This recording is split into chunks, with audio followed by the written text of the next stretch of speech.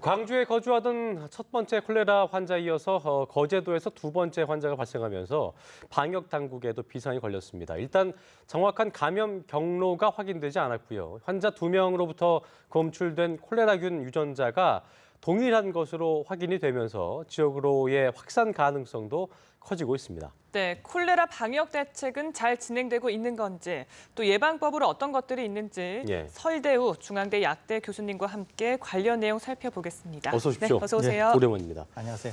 자, 이게 지금 방금 전에 리포트 보셨지만 교수님께서도 이게 두 분 다 이제 거제 여행 중에 화로회를 좀 드시고 잘못된 것 같은데 일단 이것 때문에 개별적인 문제는 모르겠지만 해안에 이제 오염이 됐을 가능성이 크겠다 이런 우려도 나오고 있거든요. 이 부분은 어떻게 보고 계십니까? 상당히 가능성이 있다고 볼 수 있습니다. 왜냐하면은 이 콜레라균은 약간의 염도를 가지고 있는 바다, 그러니까 이제 육지에 가까운 연안 바다라고 볼 수 있겠죠.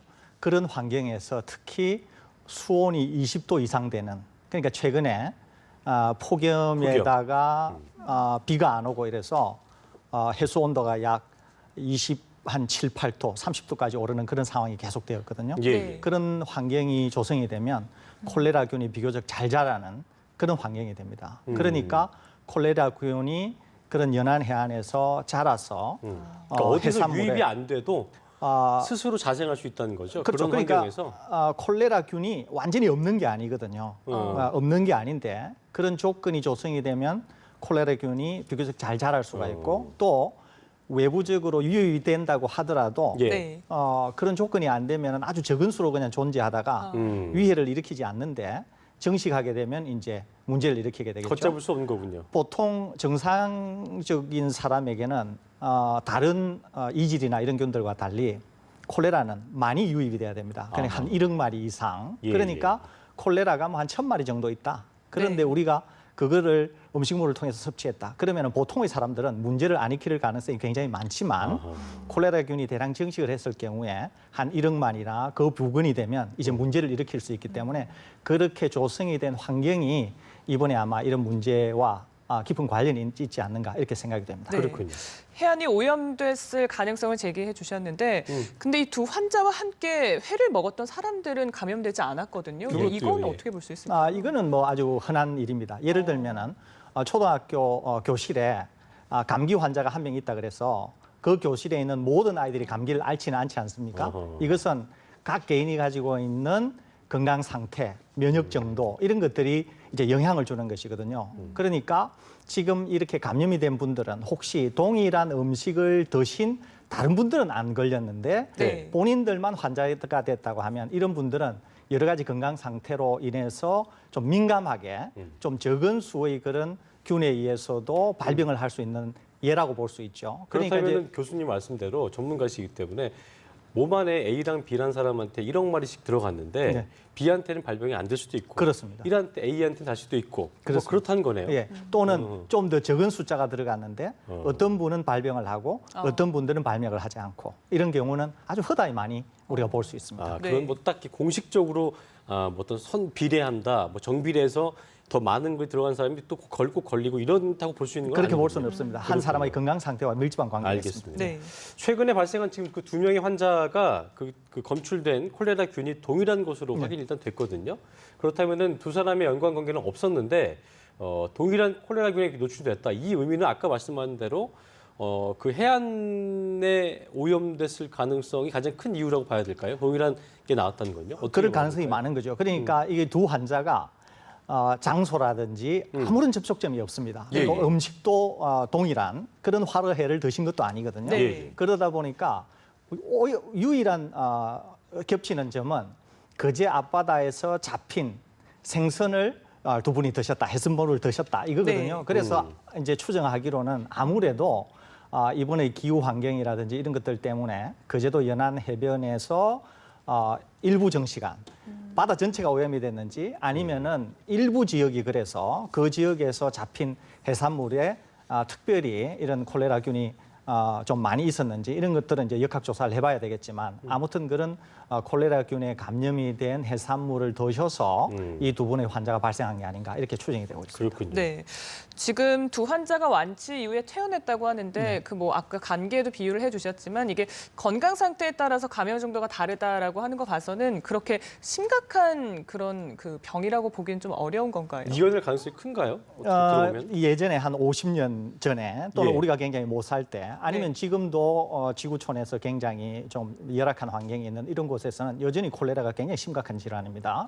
콜레라에 감염이 되면은 치사율이 뭐 한 50% 정도 되니까요. 아직도. 네. 그러는데 이제 콜레라에 감염이 되게 될 경우에는 이제 설사증세를 동반해서 심각한 탈수 증상이 생기고 이제 심하면은 사망에 이르게 되는데 예전에 한 50년 전에만 해도 수액 제제라든지 이렇게 탈수가 생겼을 때 컨트롤할 수 있는 수단이 없을 경우에는 굉장히 위험한 질환이었어요. 그런데 지금은 그런 것들이 워낙 잘 갖춰져 있기 때문에 소위 말해서 선진국, 우리도 뭐 그 반열에 든다고 볼 수 있습니다만 네. 이런 경우에는 거의 뭐 후유증 없이 대부분 다 완치가 가능하고요. 아주 예외적으로 사망이 생긴다고 하더라도 사망률이 1%도 채 안 되니까 뭐 국민들께서 크게 염려하실 바는 없는 그런 상황이라고 이해하시면 되겠습니다. 그렇군요. 보건당국이 역학조사를 벌이고 있을 텐데 일단은 두 분이 드신 거 봤더니 뭐 그 멍게 예. 그리고 뭐 전복회, 삼치회, 이게 예. 이제 화로회를 드신 건데 네. 일단 콜레라가 감염된 경로를 좀 짚어봐야 될 것 같아요. 어떻게 좀 예상되고 있습니까? 아무래도 아까 말씀드린 것처럼 연안에 일부 지역이 오염될 가능성이 많고요. 거기에 있어 뭐 잡힌 그런 아마 해산물을 통해서 환자가 발생한 게 아닌가. 그 가능성이 제일 높다고 그리고 생각이 좀 듭니다. 그 궁금한 게 뭐냐면 아까도 얘기하셨지만 지역적인 건지 넓은 연안의 지역적인 건지 넓은 해안에 포함 그 오염이 된 건지는 이제 두고 봐야겠지만 교수님께서 보실 때 환자가 발병했고 그 이후에 그 시점으로 지금까지 2명이 나왔다는 네. 거는 뭐 넓은 해안 넓게 그 오염이 됐다고는 보기 어렵지 않을까요? 그렇습니다. 예. 넓게 해안이 오염이 되어서 네. 콜레라균이 대량 증식해서 어떤 해산물이든 섭취했을 경우에 오염이 네. 될 가능성은 굉장히 적어 보여요. 그런 가능성은 거의 없다고 보이고 예. 또 이제 어제 그제부터 시작이 되어서 기온이 좀 떨어지기 시작했고 네. 강수도 좀 오고 하면서 아마 이런 기후 변화의 요인들이 지금부터 향후 한 일주일 이내에 예, 예. 뭐 아주 운 나빠서 생기면은 환자가 한두 명 정도 생길 가능성은 있겠고 그렇지 않으면 아마 두 번째 환자를 고비로 해서 환자는 더 안 생기지 않을까 이렇게 좀 저는 조심스럽게 예측해 봅니다. 예. 네. 어쨌든 뭐 날이 좀 풀려서 이 그 균의 활동이 좀 잦아들 가능성을 말씀해 주시는 거죠? 그렇습니다. 네, 예. 알겠습니다. 보건당국이 최근에 해수 검사를 실시를 했는데 이 콜레라균이 검출되지 않았다고 합니다. 그렇다면 이 균이 나타난 이 2명을 어디서 대체 감염이 된 걸까? 이거 좀 궁금하거든요. 우선 뭐 이제 여러 지역에서 예. 이제 검사를 했겠죠. 그렇지만 이제 워낙 지역이 넓다 보니까 방대하니까, 그렇죠? 그렇죠. 워낙 예. 지역이 넓다 보니까 지역을 정확히 특정하기도 어려울 것이고 또 콜레라가 대량 증식했다고 하더라도 전체적이기보다는 아주 지역적으로 어떤 특정 지역에 그 전체 지역에서도 그럴 가능성이 많기 때문에 그런 걸 찾기도 쉽지 않아 보입니다. 사실은 거기에다가 콜레라가 아주 특별한 상황에서 특별한 지역에서만 증식했을 가능성이 있기 때문에 예. 아마 좀 찾기가 쉽지 않아서 지금 전체적으로 볼 때는 콜레라가 문제가 안 되는 것이 보일 수도 있지만은 네. 여러 가지 정황으로 보건데 그럼에도 불구하고 아마 어떤 뭐라고 해야 할까요? 어떤 스팟이라 그럴까요? 그런 지역에서 콜레라균이 일부 증식한 게 지금의 문제를 낳지 않았나 이렇게 일단 생각합니다. 그걸 네. 찾는 것, 방금 말씀하신 그 스팟을 찾는 것은 굉장히 요원한 일이 될 수 있겠군요. 그렇죠? 예, 그렇습니다. 찾는. 예. 이게 보니까요, 아까는 화로회였는데 꼭 이게 해산물에만 국한되는 게 아닌 것 같아요. 예, 그러니까 콜레라는 어떤 음식을 먹었을 때 좀 유입이 될 수 있는 건지 저희가 그것도 좀 알아야 될 것 같거든요. 기본적으로 콜레라균은 물을 통해서 전파가 되는 그러니까 수인성 물을 통해서. 전염병이에요. 그러니까 물에 콜레라균이 있을 때 그 물을 음용을 하다거나 또는 그 물에 접촉을 한 어떤 음식물들 뭐 여러 가지 음식물이 있을 수 있겠죠. 뭐 예. 화로회도 있을 수 있고 그다음에 우리가 통상적으로 먹는 채소도 있을 수 있고 아무튼 오염된 콜레라균으로 오염된 음식을 이제 먹게 될 경우에 콜레라에 감염이 되는 것인데 콜레라는 이질이나 이런 것과 달리 상당히 많은 마리수의 세균이 필요합니다. 그리고 세균이 가지고 있는 독소에 의해서 생기는 일종의 이것도 식중독이에요, 사실은. 그렇기 때문에 기본적으로 예방을 하기 위해서는 웬만하면 여름철에는 네. 날걸로 안 드시는 게 중요하고요.